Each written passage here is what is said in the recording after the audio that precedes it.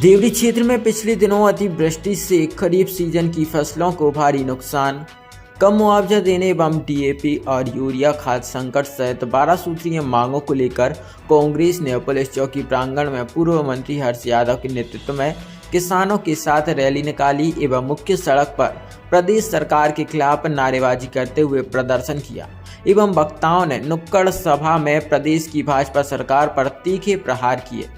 इसके बाद राज्यपाल के नाम नायब तहसीलदार को ज्ञापन सौंपा। ज्ञापन में कहा गया कि देवरी क्षेत्र में लगातार हो रही अतिवृष्टि से खरीफ की प्रमुख फसल सोयाबीन, मक्का, उड़द पूरी तरह नष्ट हो जाने से किसानों को हुए नुकसान का सर्वे कराकर मुआवजा दिए जाने, प्रधानमंत्री फसल बीमा की राशि में अनियमितताओं की जांच, अतिवृष्टि से किसानों के कुएं, खेतों के बंधान और कई गांवों में गरीब लोगों के कच्चे आवास क्षतिग्रस्त हो गए हैं, जिन्हें मुआवजा और खाद्यान्न की मांग की। अतिवर्षा के कारण खेतों की फसल बह गई है। नदी नालों और बांधों की नहरें बूढ़ी फूटने से किसानों के खेत बह गए हैं। नगर के बारे में तो सब अभी लोग जानते हैं। जिस तरह से शक्ति परीक्षण हो रहा है, जिस तरह से निर्वाचित अध्यक्ष को काम करने के लिए रोका जा रहा है, निश्चित रूप से परिषद भारतीय जनता पार्टी की अध्यक्ष भारतीय जनता पार्टी की सरकार मध्य प्रदेश में भारतीय जनता पार्टी की है। मगर जिस तरह से क्षेत्रीय विधायक के द्वारा विधानसभा में क्वेश्चन और उसमें बात उठाना, काम बाधित करना, पीएसी का गठन करना, इसका खामियाजा पूरी देवरी नगर के लोगों को भुगतना पड़ रहा है। त्योहारी सीजन में आज हालत ये है कि गंदगी का आलम है। ना नालियाँ साफ़ हो रही है, ना साफ सफाई हो रही है, ना स्ट्रीट लाइट जल रही है। कहीं ना कहीं इसके लिए जवाबदेह स्थानीय प्रतिनिधि जो है वो है। मेरा स्पष्ट आरोप है, पहले भी हम लोगों ने ज्ञापन दिए हैं नगर पालिका की समस्याओं को लेकर। आज पुनः हम लोगों ने मुद्दा उठाया है। निश्चित रूप से बेहद शर्मनाक स्थिति हो रही है।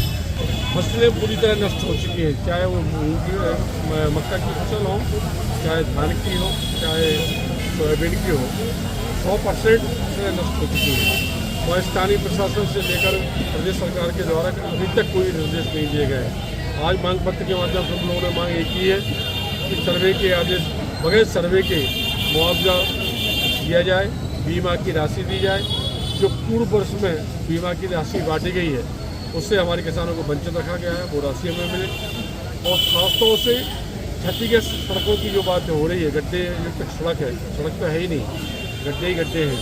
चाहे फोर लाइन की बात हो, चाहे इसकी बात टोल बूथ वसूल बंद हो और रोड की मरम्मत हो, ये हमने मुद्दे रखे हैं।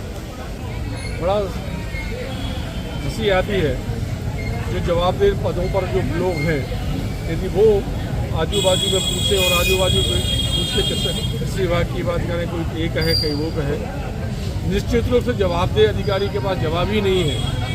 मैंने स्थानीय स्तर के मुद्दों की जो बात रखी नायब तहसीलदार महोदय के सामने, और हम लोगों का मुद्दा यही था कि एसडीएम महोदय खुद आए, क्योंकि दोनों अनुविभाग की मांगें थी, देवरी और केसरी की दोनों मांग थी।